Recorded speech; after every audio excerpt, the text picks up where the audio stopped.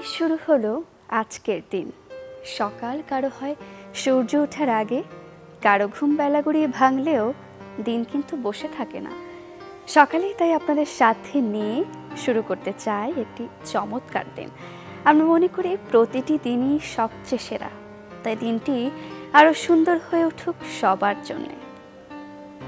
শুভ সকাল, আমন্ত্রণ কেওয়াইস্টিল নিবেদিত সকাল 24। আজ মঙ্গলবার 31 বৈশাখ 1431 বঙ্গাব্দ, 14 মে 2024 খ্রিস্টাব্দ। আপনাদের সাথে রয়েছে আমি সারিকা তাবাসসুম। দর্শক, আজ আয়োজনের শুরুতেই পত্রিকায় চলে যাব, আপনাদের সাথে নিয়ে দেখে নেব আজকের দিনের প্রধান শিরোনামগুলো। শুরু করছি সমকাল দিয়ে।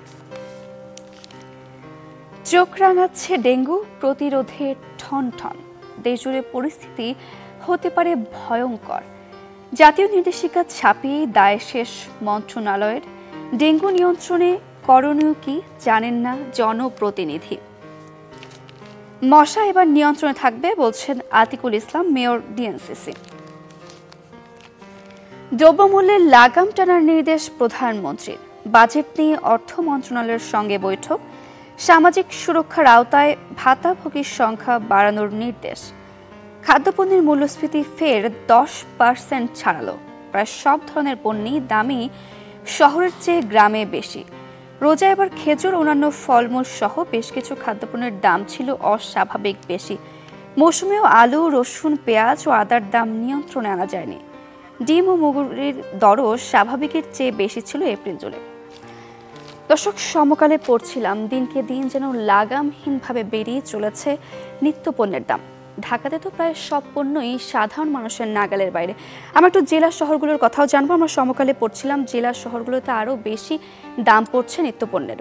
দর্শক, আমরা চলে যাব ঝালকাঠিতে। ঝালকাঠি থেকে যুক্ত হবেন সহকর্মী রতন আচার্য। রতন, শুভ সকাল। আপনি ঝালকাঠি থেকে যুক্ত হচ্ছেন, আপনার একটা বাজারেই দাঁড়িয়ে আছেন। কি পরিস্থিতি সেখানকার? নিত্যপণ্যের দাম কেমন পড়ছে? সারিকা, শুভ সকাল। আমি আছি এখন ঝালকাঠির বড় বাজারে। আমি আজকে জানিয়ে দেব এই কাঁচা বাজার নিয়ে কিছু দাম এবং এই সবজি যে কৃষি পণ্য। আমাদের ঝালকাঠিতে একটি গ্রাম আছে, যে গ্রাম থেকে আসলে 36 গ্রাম, সেই 36 গ্রামের কৃষি পণ্যই কিন্তু আসলে আমাদের ঝালকাঠির বাজার সহ ঢাকার এবং বিভিন্ন জেলায় এই সবজিগুলো যাচ্ছে। আমি একটু দেখানোর চেষ্টা করব এবং আমি একটু দাম জানানোর চেষ্টা করব। আজকের বাজারে করলা বিক্রি হচ্ছে 70 টাকা কেজি দরে। এই 70 টাকা কেজি দরে গত সপ্তাহে এই করলা কিন্তু ছিল 60 টাকা কেজি, তাই 10 টাকা কিন্তু আজকে বাড়তি বিক্রি হচ্ছে। পটল বিক্রি হচ্ছে 50 টাকা কেজি দরে এবং শসা এবং টমেটো বিক্রি হচ্ছে 50 টাকা কেজি দরে এবং লাউ কিন্তু বিভিন্ন সাইজের আকার ভেদে লাউ বিক্রি হচ্ছে 50 থেকে 60 টাকা পিস হিসাবে কিন্তু লাউ বিক্রি হচ্ছে এবং বেগুন বিক্রি হচ্ছে 100 টাকা কেজি দরে। যে বেগুন গত সপ্তাহে ছিল 70 টাকা কেজি, সেই বেগুন আজকে 100 টাকা কেজি দরে বিক্রি হচ্ছে। তার মানে কেজি প্রতি 30 টাকা কিন্তু বাড়তি বিক্রি হচ্ছে। কাঁচামরিচ গত সপ্তাহে বিক্রি হয়েছে 60 টাকা কেজি দরে এবং এখন বিক্রি হচ্ছে কিন্তু সেই কাঁচামরিচ 160 টাকা কেজি দরে। তো এই যে সবজিগুলো দেখছেন, এই সবজিগুলো কিন্তু আসলে আমাদের এই স্থানীয় সবজি এবং এই সবজিগুলো কিন্তু ঝালকাঠির চাহিদা মিটিয়ে ঢাকা সহ চিটাগাং বিভিন্ন জায়গায় কিন্তু আসলে এই সবজিগুলো যাচ্ছে। আর টমেটো বিক্রি হচ্ছে 50 টাকা কেজি দরে এবং ডিমের দাম কিন্তু হঠাৎ করে বেড়েছে। ডিম কিন্তু গত সপ্তাহে বিক্রি হয়েছে 40 থেকে 42 টাকা হালি, কিন্তু সেই ডিম কিন্তু আজ বিক্রি হচ্ছে 50 টাকা হালি দরে। তো ক্রেতারা বলছে যে আসলে এই যে তাদের কেনার বাইরে যে তারা এই জন্য হিমশিম খাচ্ছে কিনতে। তো এই ছিল সারিকা আসলে ঝালকাঠির নিত্যপণ্যের যে কাঁচা বাজার। এই ছিল আমার কাছে সর্বশেষ তথ্য। রতন, আপনাকে অসংখ্য ধন্যবাদ। দর্শক, ঝালকাঠি থেকে যুক্ত হয়েছিলেন সহকর্মী রতন আচার্য, জানাচ্ছিলেন সেখানকার নিত্যপণ্যের বাজার পরিস্থিতি নিয়ে। আমরা সমকালে ছিলাম, আমরা চলে যাব পরবর্তী পত্রিকাগুলোতে। আমরা এবারে দেখে নেব প্রথম আলোর শিরোনামগুলো। শুরুতে যে শিরোনামটি পড়ছি, দিনে 175 জন বিষ খেয়ে হাসপাতালে। বছরে সারা দেশে ৬৪,০০০ বিষক্রিয়ার রোগী হাসপাতালে ভর্তি হন। উপজেলা হাসপাতালে ভর্তি হন ২৩,০০০-এর বেশি রোগী। হাসপাতালে ভর্তি মোট রোগীর ২% বিষক্রিয়ায়। অতি ক্ষতিকর কীটনাশক বিশ্বের অনেক দেশেই নিষিদ্ধ করেছে। আমাদের দেশে সেগুলোর ব্যবহার আছে, অচিরেই তা বন্ধ করতে হবে, বলেছেন অধ্যাপক এম এ ফয়েজ, সভাপতি টক্সিকোলজি সোসাইটি অব বাংলাদেশ। দর্শক, প্রথম আলোতে খাদ্যের মূল্যস্ফীতি নিয়ে একটি শিরোনাম আমরা করা হয়েছে দেখছিলাম। চলে যাব কালের কণ্ঠে। দেশি কোম্পানির দাপট এসির বাজারে। এসির চাহিদার প্রায় ৮০-৮৫% দেশেই তৈরি হচ্ছে। নতুন করে বিভিন্ন ব্র্যান্ডের এসির দাম বেড়েছে ৫-১০%।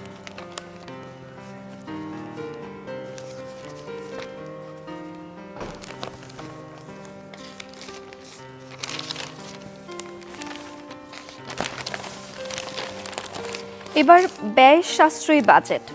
শিক্ষা, স্বাস্থ্য ও গ্রামীণ অবকাঠামোর সর্বোচ্চ বরাদ্দ, ৬ মাসে অর্থনৈতিক স্থিতিশীলতা ফেরানোর কৌশল, উন্নয়ন ব্যয় জিডিপির ৫%-এরও কম রাখা হয়েছে। একাদশে আসন খালি থাকবে ৯ লাখ। জিপি-5 পেয়েও পছন্দের কলেজে ভর্তির সুযোগ নেই। ২৬শে মে থেকে অনলাইনে জিপিএর ভিত্তিতে আবেদন শুরু। দর্শক, আমরা চলে যাব পরবর্তী পত্রিকাতে। এবারে দেখে নেব বণিক বার্তার শিরোনামগুলো। দেশীয় ব্যাংকের ব্যর্থতায় ব্যবসা ও মুনাফা বাড়ছে বিদেশি ব্যাংকের।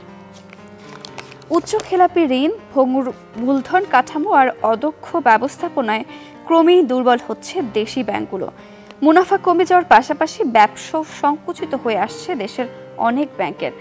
দেশি ব্যাংকের ব্যর্থতার সুযোগে ব্যবসা ও মুনাফা বাড়ছে বিদেশি ব্যাংকগুলোর। ২০২৩ সালে দেশে কার্যক্রম চালানো প্রায় সবকটি বিদেশি ব্যাংকেরই রেকর্ড মুনাফা পেয়েছে। হজযাত্রীদের ভিসা অনুমোদনের সময় বাড়ানোর আহ্বান প্রধানমন্ত্রীর। হজযাত্রীদের সবাই যেন পবিত্র হজ পালন করতে পারেন, সেজন্য ভিসা অনুমোদনের সময় বাড়াতে সৌদি আরবের প্রতি আহ্বান জানিয়েছেন প্রধানমন্ত্রী শেখ হাসিনা। সব শেষে আমরা দৈনিক ইত্তেফাকের শিরোনামগুলো দেখে নেব। প্রাণ ভিক্ষা নাকচ হলেই কেবল কন্ডেম সেলে রাখা যাবে ফাঁসির আসামিকে। হাইকোর্ট। মৃত্যুদণ্ডপ্রাপ্তদের জামিন আবেদন শুনানির জন্য গ্রহণ করা উচিত। রাষ্ট্রপতি কর্তৃক প্রাণ ভিক্ষার আবেদন নাকচ হলেই কেবল মৃত্যুদণ্ডপ্রাপ্ত কোনো বন্দীকে কারাগারের কন্ডেম সেলে রাখা যাবে। গাফিলতিতে মৃত্যু দায় নিতে চায় না কেউ। জবাবদিহিতার অভাব ও অব্যবস্থাপনায় এই অবস্থা, বলছেন অধ্যাপক নজরুল ইসলাম।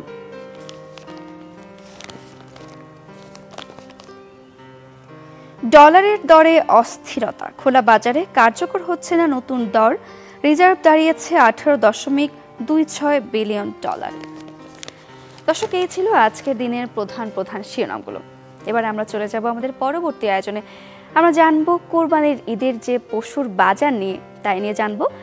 কোরবানির ঈদের বাকি আর মাত্র 1 মাস। কোরবানির গরুর চাহিদা বাড়ছে দিন দিন।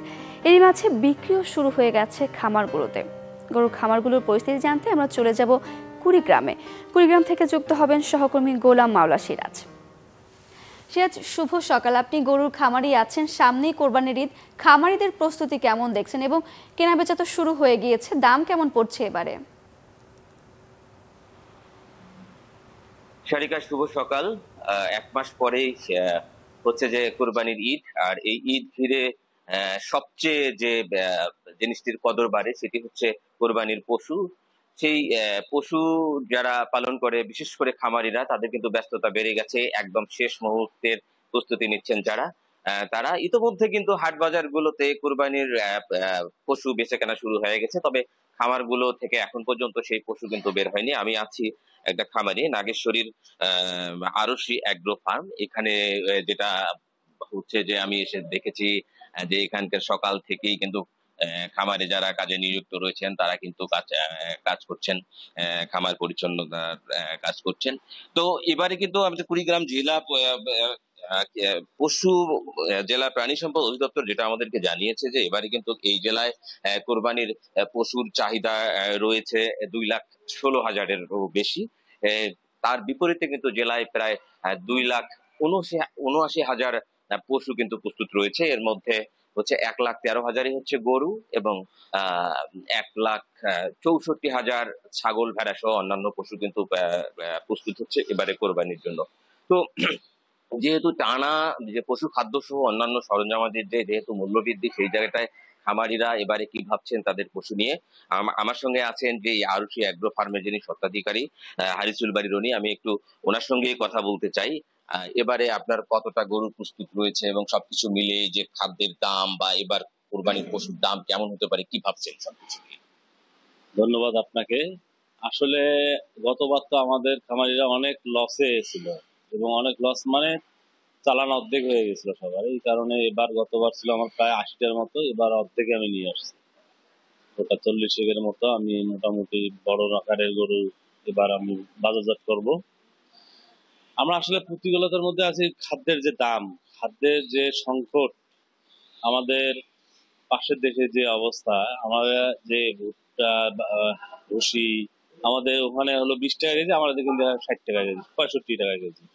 ওষুধের দাম, আমাদের যে বিদ্যুৎ বিলটা, আমরা কিন্তু কৃষি সেক্টরে অবদান রাখতেছি। বিশেষ করে আমাদের কাজটা হলো কৃষি সেক্টরে, অ্যাগ্রো ফার্ম বা দুধ উৎপাদন, মাংস উৎপাদন, কিন্তু আমরা আসলে বিদ্যুতের যে এটা আমরা বাণিজ্যিক হারে বিদ্যুৎ বিল দিতে হয়। এটা অবশ্যই সরকারের কাছে আমাদের আবেদন থাকবে আপনাদের মাধ্যমে, যেন এই বিষয়টা নজরে দেয়।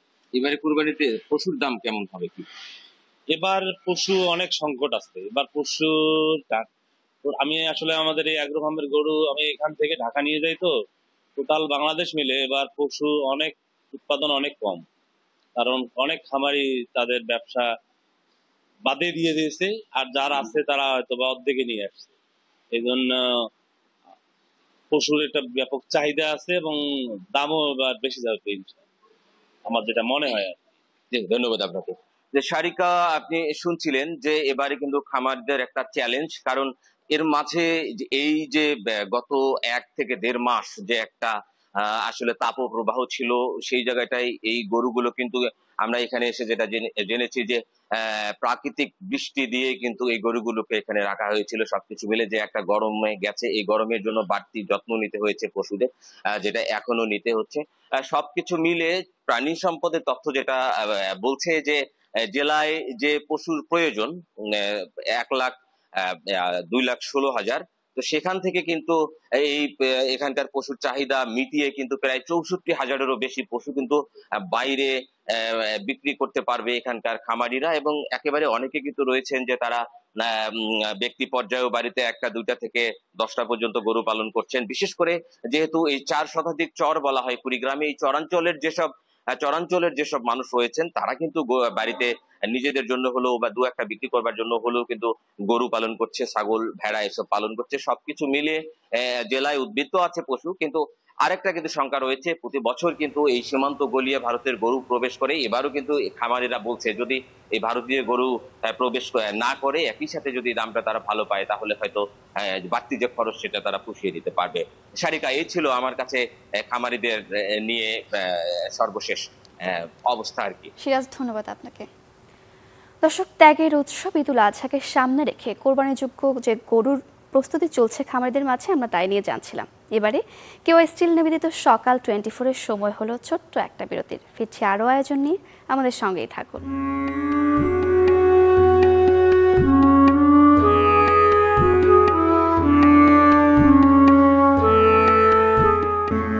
ফিরে এলাম বিরতির পর। আবারও আমন্ত্রণ কেওয়াই স্টিল নিবেদিত সকাল 24-এ।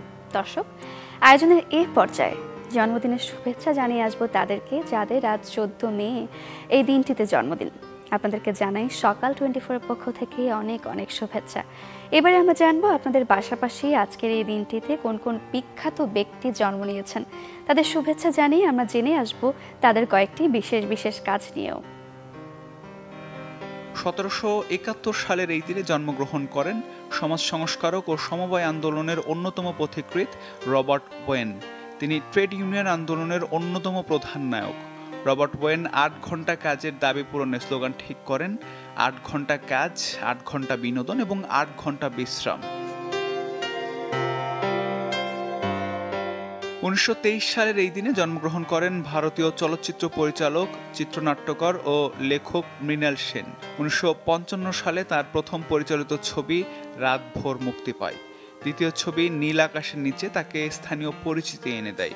তার তৃতীয় ছবি 22 শ্রাবণ থেকে তিনি আন্তর্জাতিক পরিচিতি পান।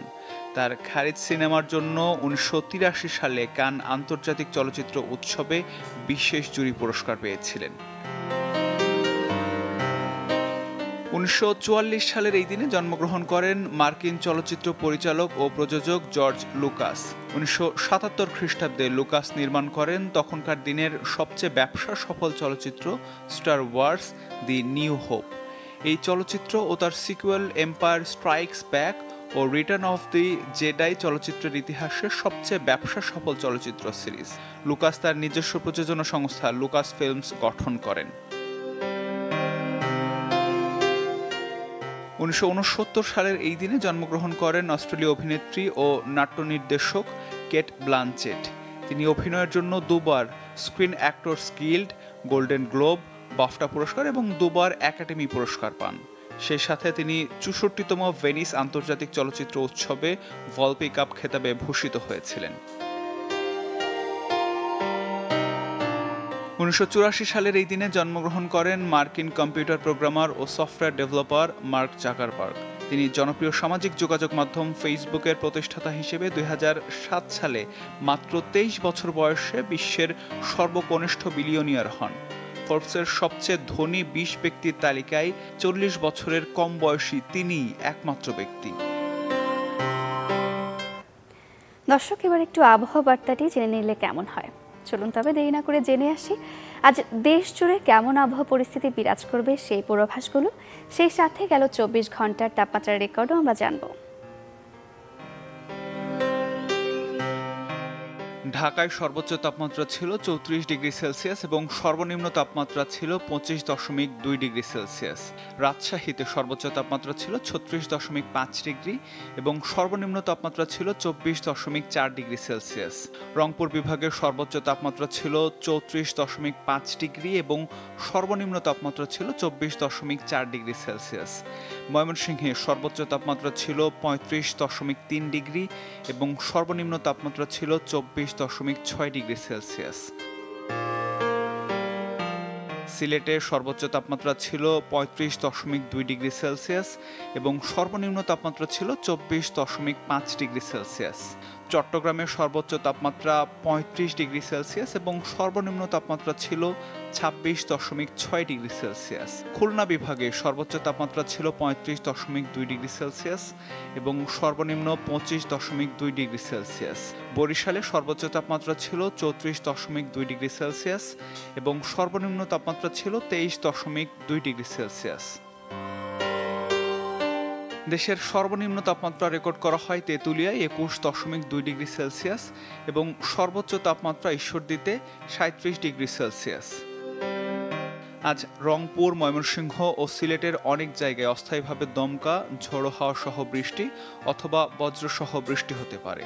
এছাড়া দেশের অন্যত্র অস্থায়ীভাবে আংশিক মেঘলা আকাশ সহ আবহাওয়া প্রধানত শুষ্ক থাকতে পারে। চলমান তাপপ্রবাহ পরিস্থিতি অব্যাহত থাকতে পারে এবং তা কিছু কিছু জায়গায় বিস্তার লাভ করতে পারে। দর্শক, মধুমাস তো চলে এলোই বলে, আর কিছুদিনের মধ্যেই আম সহ অন্যান্য মৌসুমি ফলগুলো বাজারে উঠতে শুরু করবে। আমরা একটু আমের ফলন আর আমের বাজারের খবর নিয়ে আসবো। আমরা চলে যাব চুয়াডাঙ্গায়। চুয়াডাঙ্গা থেকে যুক্ত হচ্ছেন আমাদের সহকর্মী রেজাউল করিম লিটন। শুভ সকাল, আপনি আম বাগানে দাঁড়িয়েছেন। চুয়াডাঙ্গায় এবার কেমন ফলন হয়েছে আমের? সারিকা, শুভ সকাল। আমি আমবাগানে আছি। আপনি জানেন যে চুয়াডাঙ্গার আম সারা দেশেই চুয়াডাঙ্গার আমের একটা বিরাট সুনাম রয়েছে এবং চুয়াডাঙ্গা থেকে প্রচুর আম সারা দেশের বাজারে প্রতি বছর যায়। এদেশে এই জেলায় প্রচুর আম উৎপাদন হয় প্রতি বছর, কিন্তু এইবার চুয়াডাঙ্গার আম বাগানগুলোতে আসলে একটু মন খারাপ হয়ে যাবে। অর্থাৎ এবছর আমের ফলন বিপর্যয় হয়েছে জেলায় আবহাওয়াগত কারণে। যেটি আমি যে বাগানে আছে আপনি দেখছেন যে আমার পিছনে আমার চারপাশে যে গাছগুলো আছে এই গাছগুলোতে অধিকাংশ গাছেই আম নেই। হ্যাঁ, কিছু কিছু গাছে সামান্য কিছু আম ঝুলছে। তো আবহাওয়ার যে বিষয়টি সেটি ছিল যখন মুকুল আসে আমের তখন এই জেলায় প্রচণ্ড শীত ছিল এবং তাপমাত্রা একেবারেই 10-এর নিচে ছিল, যে কারণেই আমের মুকুল খুব একটা হয়নি, যে কারণে আমও কিন্তু খুব একটা বেশি ধরেনি গাছগুলোতে। তো আমি আপনাকে একটু আম বাগানে যে এই গাছগুলোতে যেখানে ডালে থোকায় থোকায় আম ঝুলতো সেখানে কিন্তু অধিকাংশ গাছেই আম নেই, সামান্য কিছু। হিমসাগর আম, আমি যেখানে আছি এই বাগানটাতে হিমসাগর, ল্যাংড়া, ফজলি সব জাতের গাছ এই বাগানে রয়েছে। চুয়াডাঙ্গার যে হিমসাগর আম সেটা কিন্তু অত্যন্ত বিখ্যাত এবং চুয়াডাঙ্গার হিমসাগর আম একবার যারা খেয়েছে তারা কিন্তু হিমসাগরের ভুলতে পারে না, সেটা ভুলতে পারে না। তো সব মিলিয়ে তারপরেও যেটুকু আম চুয়াডাঙ্গাতে আছে সেটি আমের ক্যালেন্ডার তৈরি করেছে জেলা প্রশাসন। পরশুদিন থেকে 16 তারিখ থেকে চুয়াডাঙ্গার আম বাজারে যাবে। তো এই অবস্থা সারিকা, এবং কৃষি সম্প্রসারণ অধিদপ্তর বলছে এই বছর 30,810 মেট্রিক টন আম চুয়াডাঙ্গা থেকে উৎপাদন হবে। লিটন, আপনাকে ধন্যবাদ। দর্শক, আম উৎপাদনে বাংলাদেশের অবস্থান অষ্টম, কিন্তু এবার দীর্ঘদিন অনাবৃষ্টি, তীব্র তাপ প্রবাহের ফলে আম উৎপাদনে কিছুটা বিপর্যয় বলা যায়। আমরা জানছিলাম, চুয়াডাঙ্গা থেকে যুক্ত হয়েছিলেন সহকর্মী রেজল করিম লিটন। দর্শক, নাটোরের বিভিন্ন বিল এলাকায় শুরু হয়েছে মেশিনে ধান কাটা। এর মধ্যে মারচুরের শুভ্রতা ছড়াচ্ছে সাদা বকের দল। উড়ে বেরিয়ে ধানের ছোট ছোট পোকামাকড় খেয়ে সময় কাটাচ্ছে তারা। দিগন্ত বিস্তৃত মাঠের সৌন্দর্য বহুগুণ বাড়িয়ে তুলেছে সেই শুভ্রতার মুগ্ধতা। দেবাশিস কুমার সরকারের তথ্য ও ছবিতে ডেস্ক রিপোর্ট। ধান কাটছে কৃষক, সঙ্গ দিতেই যেন উড়ে বেড়াচ্ছে শুভ্র সাদা বক।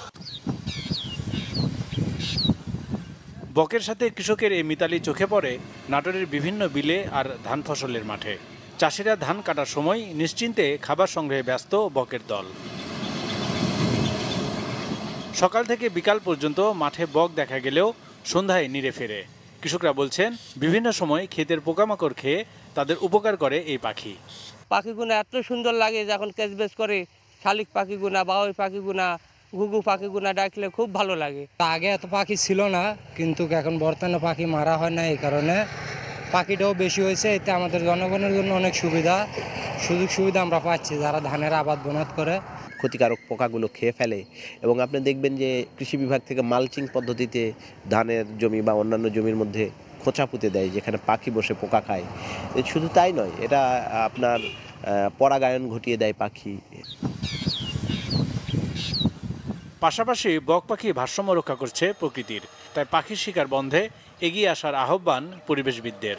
প্রকৃতির যে পাখি, বন্যপ্রাণী সেখানে আসতেছে, মাছ খাচ্ছে, সাথে কিন্তু আগের মতন চলন বিল তার ঐতিহ্য ফিরে পাচ্ছে এবং চলন বিলের এই ঐতিহ্য ফিরে পেলে কিন্তু চলন বিল কিন্তু আগের মতন হবে এবং এখানে কিন্তু পরিবেশ ভালো হবে এবং জনসমাগমও বাড়বে। এভাবে যদি সারা বাংলাদেশে পরিবেশ কর্মীরা কাজ করে এবং জনসাধারণ যদি পাখি রক্ষা কাজ করে, তাহলে কৃষিতে কীটনাশক ব্যবহার কমে আসবে এবং পাখি দ্বারাই আপনার কীটপতঙ্গরা খাবে। প্রতি বছর গ্রীষ্মে ধান কাটার সময় সাদা বকের মেলা বসে নাটোরের বিভিন্ন বিল এলাকায়। Desk report, channel 24।